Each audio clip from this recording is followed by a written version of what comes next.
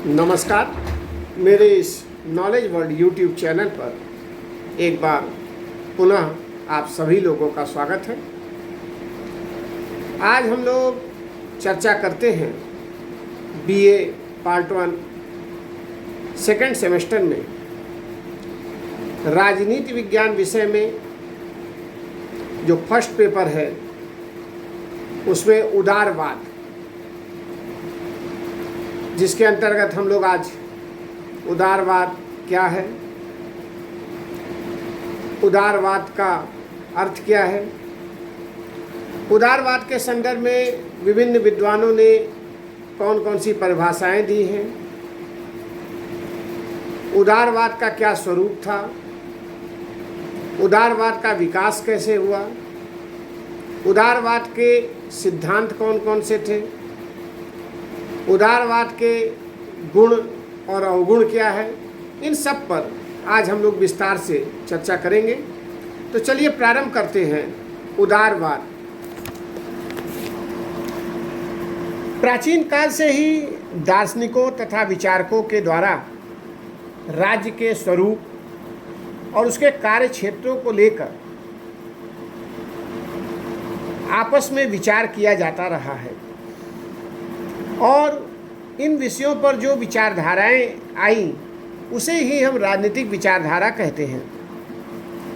राज्य के स्वरूप, राज्य का कार्यक्षेत्र, व्यक्ति और राज्य के पारस्परिक संबंधों इत्यादि के आधार पर अलग अलग दृष्टिकोण विचारकों के रहे हैं, जिसके परिणाम स्वरूप अनेक विचारधाराएं या धारणाओं का विकास हुआ। इसी विचारधारा में उदारवाद, समाजवाद, मार्क्सवाद, व्यक्तिवाद, अधिनायकवाद, गांधीवाद इत्यादि प्रमुख विचारधाराएं आती हैं। तो आज की हमारी चर्चा उदारवाद पर है। तो सबसे पहले हम ये जानते हैं कि उदारवाद है क्या। इस बात में देखिए कोई संदेह नहीं है कि आधुनिक युग की जो सबसे महत्वपूर्ण विचारधारा है वह उदारवाद है। मूल रूप से उदारवाद मनुष्य के प्रकृति पर आधारित है। अन्य राजनीतिक विचारधाराओं के समान उदारवाद एक निश्चित और क्रमबद्ध विचारधारा भी नहीं है और न ही यह विचारधारा किसी विशेष युग की देन है। वास्तव में देखा जाए तो उदारवादी जो विचारधारा है वह जीवन के प्रति एक विशिष्ट दृष्टिकोण रखती है। उदारवादी विचारकों में John Locke, Montesquieu, Bentham, JS. Mill, Adam Smith, TH. Green, Laski इत्यादि प्रमुख विचारक हैं। इसी तरीके से अगर हम भारतीय विचारकों को देखें जो उदारवादी विचारधारा से संबंधित थे, तो उसमें प्रमुख रूप से हमें गोपाल कृष्ण गोखले और महादेव गोविंद रानाडे जैसे उदारवादी विचारक दिखाई देते हैं। अब हम लोग कुछ चर्चा उदारवाद के अर्थ एवं परिभाषा पर करते हैं। उदारवाद शब्द अंग्रेजी भाषा के शब्द लिबरलिज्म का हिंदी अनुवाद है। लिबरलिज्म शब्द की उत्पत्ति लैटिन भाषा के शब्द लीबर से हुई है, जिसका अर्थ होता है स्वतंत्र व्यक्ति, फ्री मैन। तो अगर इस अर्थ में हम देखें तो उदारवाद वह विचारधारा है जो व्यक्ति की स्वतंत्रता का प्रतिपादन करती है। एक तरह से कहा जाए तो उदारवाद यह मानता है कि व्यक्ति अपनी स्वतंत्रता और मान मर्यादा की रक्षा कर सके, ऐसा वातावरण उसे उपलब्ध कराया जाना चाहिए। अगर दूसरे शब्दों में कहा जाए तो उदारवाद व्यक्ति की स्वतंत्रता का दर्शन है।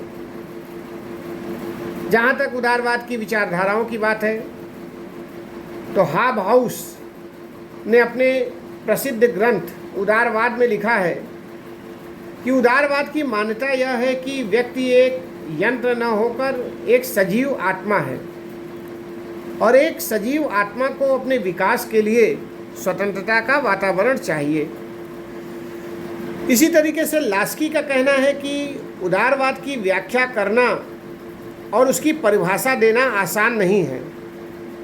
क्योंकि उदारवाद सिद्धांतों का समूह न होकर मस्तिष्क में स्थित विचार है।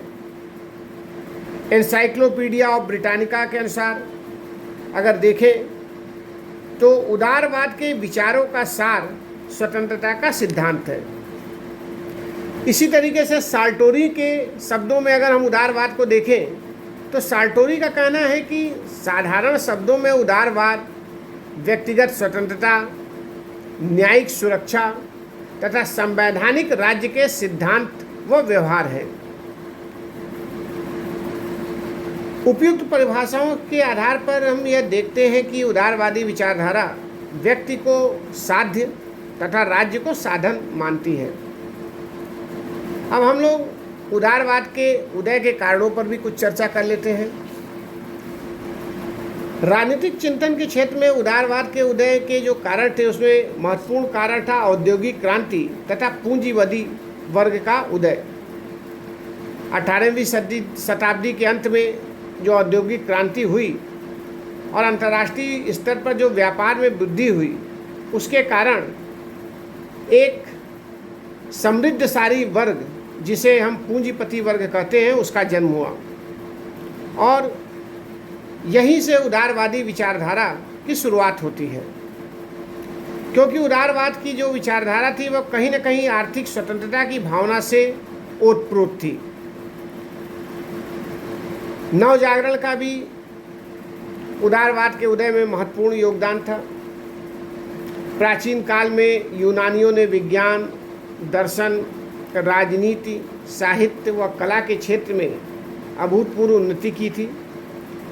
मध्य युग में व्यक्ति को भुला दिया गया था और रूढ़िवादी धार्मिक चिंतन को अपनाया गया था, लेकिन नवजागरण के कारण एक बार पुनः विवेकवाद का प्रसार होता है और अंधविश्वासों का अंत होता है और उदारवादी विचारधारा के लिए यह एक महत्वपूर्ण कड़ी साबित होता है।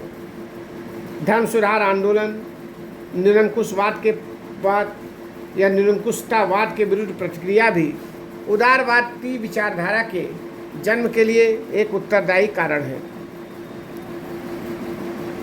अब हम लोग उदारवाद के कुछ प्रमुख सिद्धांतों पर चर्चा कर लेते हैं कि उदारवाद के मूल सिद्धांत क्या है या उसकी क्या विशेषताएं हैं। इस बात में कोई संदेह नहीं है कि उदारवाद आधुनिक युग की एक महत्वपूर्ण विचारधारा है और इसका मूल मंत्र व्यक्तिगत स्वतंत्रता है। उदारवादी विचारधारा के मूल सिद्धांत या विशेषताओं का विश्लेषण हम निम्नलिखित आधार पर कर सकते हैं। जैसे पहला, मनुष्य को विवेकशील प्राणी मानना। उदारवाद का जो सबसे महत्वपूर्ण सिद्धांत या विशेषता है कि वो मनुष्य को एक विवेकशील प्राणी मानता है। मध्य युग में व्यक्ति का जीवन सामाजिक, आर्थिक व धार्मिक बंधनों में जकड़ा हुआ था। उसे चर्च के आदेशानुसार चलना होता था, जिससे धार्मिक अंधविश्वास पनपता था। नवजागरण, धर्म सुधार आंदोलन इत्यादि के परिणाम स्वरूप अनेक विचारकों ने इन शास्त्रों का अंधानुकरण छोड़कर बुद्धि के सहारे सोचना प्रारंभ किया, जिसके कारण स्वतंत्र चिंतन को बहुत प्रोत्साहन मिला और मनुष्य के हित को सर्वोपरि माना जाने लगा। उदारवाद ने इस मान्यता को जन्म दिया कि मनुष्य को उसी सिद्धांत, कानून या परंपरा को स्वीकार करना चाहिए जो बुद्धि संगत या तर्क संगत हो। उदारवाद का एक अन्य सिद्धांत है इतिहास तथा परंपराओं का विरोध। क्योंकि उदारवादी विचारधारा मनुष्य के विवेक व बुद्धि में विश्वास करती है, यह विचारधारा किसी भी ऐसे विचार, संस्था या सिद्धांत को स्वीकार नहीं करती जो बुद्धि संगत न हो। इसलिए उदारवाद ने रूढ़िवादी परंपराओं का विरोध किया। साथ ही उनका मानना था कि प्राचीन इतिहास पर आधारित पुरातन व्यवस्था का उन्मूलन होना चाहिए।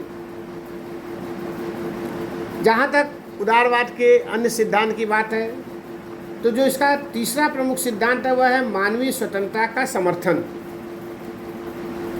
उदारवादी विचारक यह मानते हैं कि मनुष्य जन्म से स्वतंत्र होता है। स्वतंत्रता उसका प्राकृतिक व जन्मसिद्ध अधिकार है। मनुष्य के जीवन पर किसी अन्य व्यक्ति का या सत्ता का नियंत्रण नहीं होना चाहिए। व्यक्ति स्वयं अपना स्वामी है और उसका कोई स्वामी अन्य नहीं हो सकता, क्योंकि किसी के नियंत्रण में रहकर उसके व्यक्तित्व का उचित विकास नहीं हो सकता। उदारवाद का एक अन्य प्रमुख सिद्धांत है अंधविश्वास का विरोध।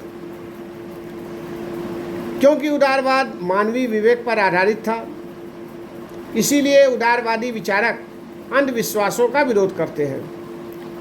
उदारवादी विचारधारा के कारण ही इंग्लैंड, अमेरिका तथा फ्रांस में क्रांतियां हुई। उदारवाद व्यक्ति को साध्य और राज्य को साधन मानता है, यह भी इसका एक प्रमुख सिद्धांत है।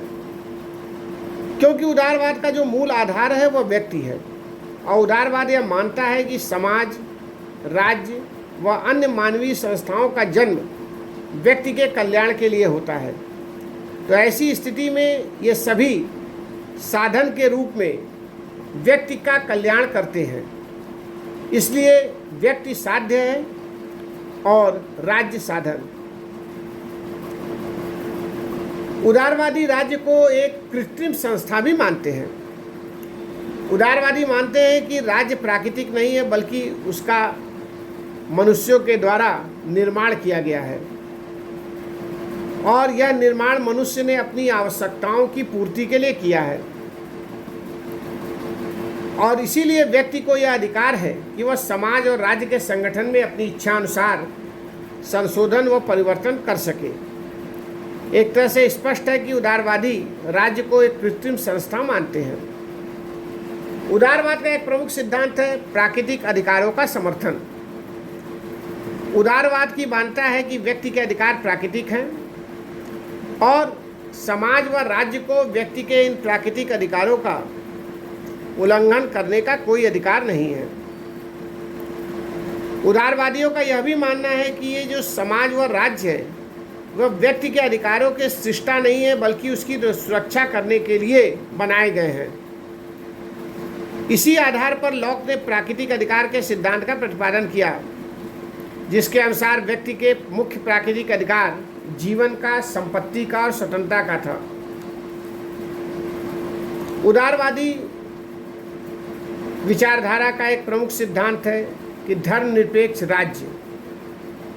उदारवादी विचारधारा धर्मनिरपेक्ष राज्य के संदर्भ में या उसके आदर्श में विश्वास करती है। उदारवादी विचारकों का यह मानना था कि राज्य का अपना कोई धर्म नहीं होना चाहिए तथा राज्य के द्वारा अपने सभी नागरिकों को पूर्ण धार्मिक स्वतंत्रता प्रदान की जानी चाहिए। राज्य के द्वारा धर्म के आधार पर नागरिकों में किसी प्रकार का भेदभाव नहीं किया जाना चाहिए। साथ ही उदारवादी यह भी मानते थे कि हर व्यक्ति को अपने धर्म के अनुसार अपने कार्यों को करने की स्वतंत्रता हो। उदारवादी सिद्धांत का एक प्रमुख सिद्धांत यह भी है कि वह संवैधानिक शासन के सिद्धांत का प्रतिपादन करते हैं। उदारवाद का मत है कि शासन में व्यक्ति को नहीं, कानून की प्रधानता होनी चाहिए। शासन व्यक्ति के जीवन में एक निश्चित सीमा तक ही हस्तक्षेप कर सकता है और यदि शासक वर्ग अपना मनमानी करने लगे तो जनता को यह अधिकार है कि वह ऐसे शासन के विरुद्ध विद्रोह कर सके। उदारवाद का एक प्रमुख सिद्धांत है लोकतांत्रिक शासन प्रणाली का समर्थन। उदारवाद सबसे सर्वश्रेष्ठ शासन प्रणाली लोकतंत्र को मानता है, क्योंकि उदारवाद का जो जन्म हुआ था वह भी निरंकुश शासन की प्रतिक्रिया के रूप में ही हुआ था।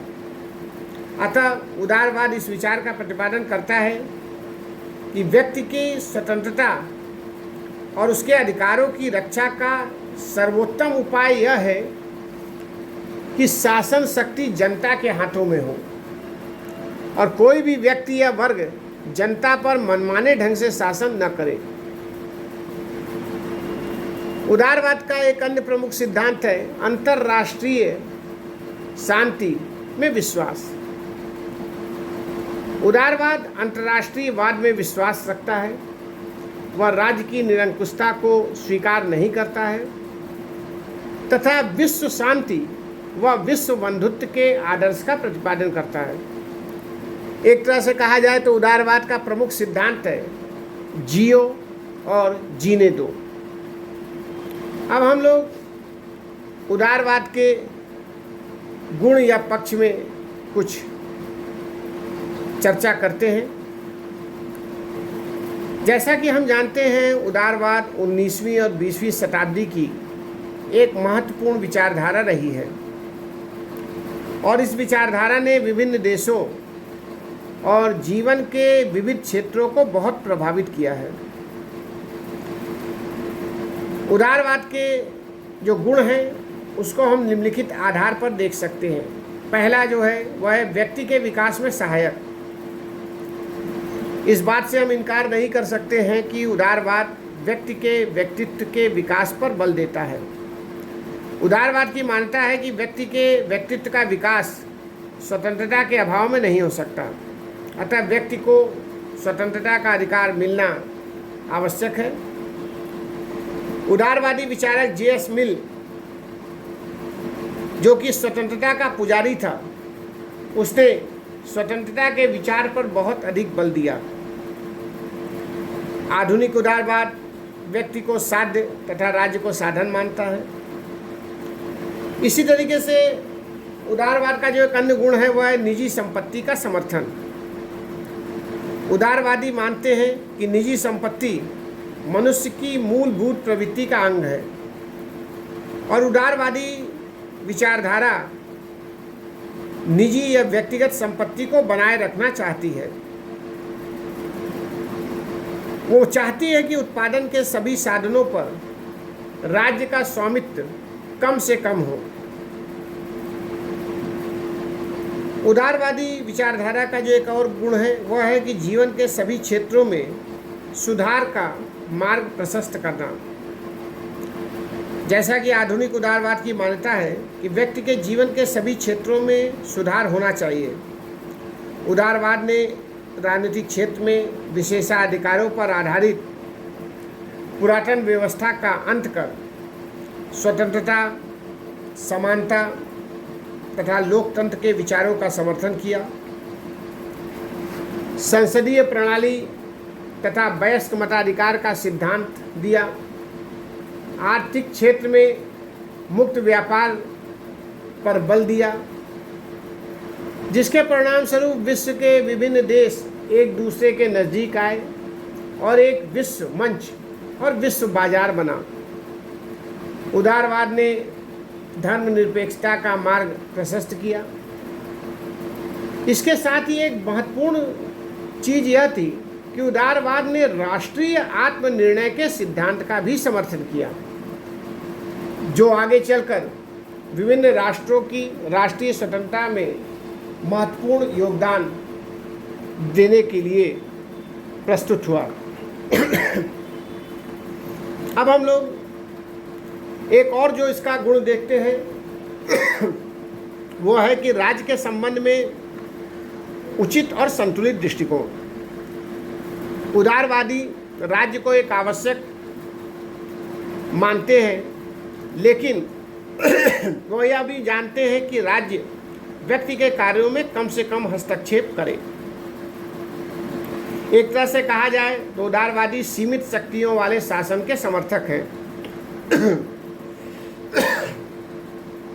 उदारवाद का एक जो और प्रमुख गुण है वह है विश्व शांति का समर्थन। उदारवाद विश्व शांति का समर्थक है। उदारवाद हमेशा इस बात पर बल देता है कि एक राज्य को दूसरे राज्य के साथ जब व्यवहार करना हो तो उसे अंतर्राष्ट्रीय कानूनों तथा अंतर्राष्ट्रीय नैतिकता का पालन करना चाहिए। उदारवादी मानते हैं कि राष्ट्रों के पारस्परिक विवादों को समझौते के द्वारा सुलझाने का प्रयास करना चाहिए तथा अंतर्राष्ट्रीय संस्थाओं को आदर व सम्मान की दृष्टि से देखना चाहिए। अब हम लोग उदारवाद के कुछ दोष या विपक्ष में जो उसकी आलोचनाएं हुई हैं इस पर भी कुछ चर्चा करते हैं। उदारवाद की जो सबसे प्रमुख आलोचना है वह है कि इतिहास व परंपराओं की इसने उपेक्षा की है। एडमंड बर्क जैसे विचारक उदारवादी विचारधारा के कट्टर आलोचक हैं और उनका कहना है कि इतिहास और परंपराओं को उचित महत्व नहीं देना अनुचित है। हम अपने अतीत से एकाएक संबंध नहीं तोड़ सकते हैं और यह उचित भी नहीं है। अतः उदारवादियों द्वारा इतिहास और परंपराओं की उपेक्षा करना अनुचित है। उदारवादी विचारधारा की जो एक और आलोचना होती है या जो इसका एक अवगुण है वह यह माना जाता है कि व्यक्ति की निरपेक्ष स्वतंत्रता का जो विचार है वह सही नहीं है। उदारवाद मानता है कि व्यक्ति का कल्याण उसे पूरी तरह छोड़ देने से है, जो कि एक गलत धारणा है। आदर्शवादियों ने जो उदारवादी विचारों की आलोचना की वह इसी आधार पर की।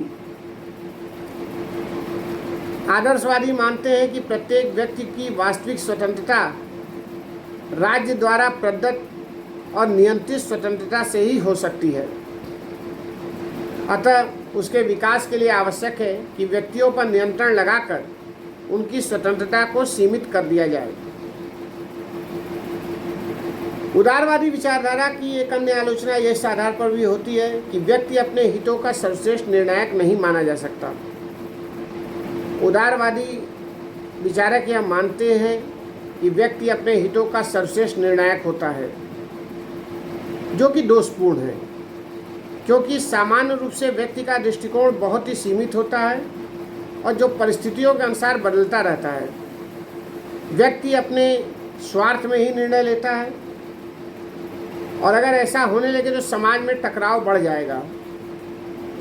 तो ऐसी स्थिति में यह कहा जा सकता है कि व्यक्ति वास्तव में अपने हितों का सर्वश्रेष्ठ निर्णायक नहीं है और उस पर राज्य का नियंत्रण होना चाहिए। उदारवाद की जो एक अन्य आलोचना होती है कि उदारवाद राज्य को एक कृत्रिम संस्था मानता है, जबकि इसके आलोचक कहते हैं कि राज्य एक कृत्रिम संस्था नहीं है, बल्कि राज्य एक स्वाभाविक संस्था है जिसका विकास हुआ है। और कहा जाए तो राज्य व्यक्ति की सामाजिक प्रवृत्ति का ही एक विकसित रूप है और यह स्वाभाविक है।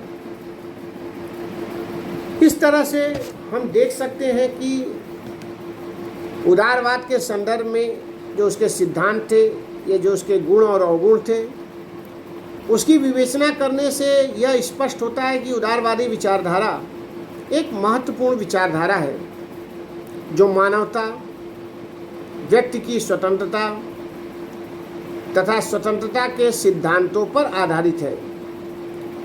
यद्यपि उदारवाद में कुछ कमियां हैं, किंतु किसी भी अन्य विचारधारा की तुलना में यह विचारधारा अधिक स्वीकार करने योग्य है। उदारवादी विचारधारा ने एक लंबे समय तक राजनीतिक सिद्धांत को प्रभावित किया तथा वैचारिक तथा भौतिक जगत में क्रांतिकारी परिवर्तनों को जन्म दिया। इस सिद्धांत ने यह सिद्ध कर दिया कि आधुनिक युग का दर्शन नव उदारवाद ही हो सकता है। तो आज की हमारी यह चर्चा जो उदारवाद से संबंधित थी यह समाप्त होती है। अगले वीडियो में हम एक नए विषय को लेकर आपके समक्ष उपस्थित होंगे। तब तक के लिए नमस्कार।